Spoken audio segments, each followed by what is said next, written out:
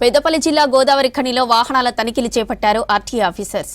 నిబంధనలకు విరుద్ధంగా తిరుగుతున్న 6 స్కూల్ బస్సులను సీజ్ చేశారు. ప్రతి ఒక్కరూ రూల్స్ పాటించాలన్నారు. బస్సులో సిట్టింగ్ సామర్థ్యానికి మించి విద్యార్థులను ఎక్కించుకుంటే చర్యలు తీసుకుంటామన్నారు. విద్యార్థులను తీసుకువెళ్లే వాహనాలు పూర్తి స్థాయిలో ఫిట్నెస్ గా ఉండాలన్నారు. నిబంధనలకు విరుద్ధంగా విద్యాసంస్థల బస్సులు నడిపితే చట్టపరంగా కఠిన చర్యలు తీసుకుంటామని హెచ్చరించారు motor vehicle inspector Santosh Reddy.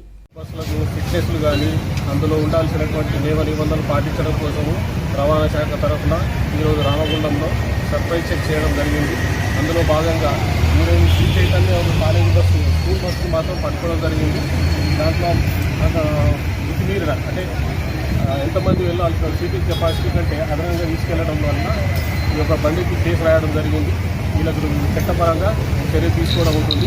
అందరూ అన్ని పాఠశాల మేనేజ్మెంట్ తెలియజేయడం ఏంటంటే పిల్లలను ఎక్కువ మందిని ఎక్కించుకోకుండా అటెండెంట్తో ఉండి సురక్షితంగా వాళ్ళను పాఠశాల నుండి ఇంటి నుంచి పాఠశాలకు తీసుకెళ్లాలని వీళ్ళందరికీ స్కూల్ యాజమాన్యాలందరికీ కోరుతాం.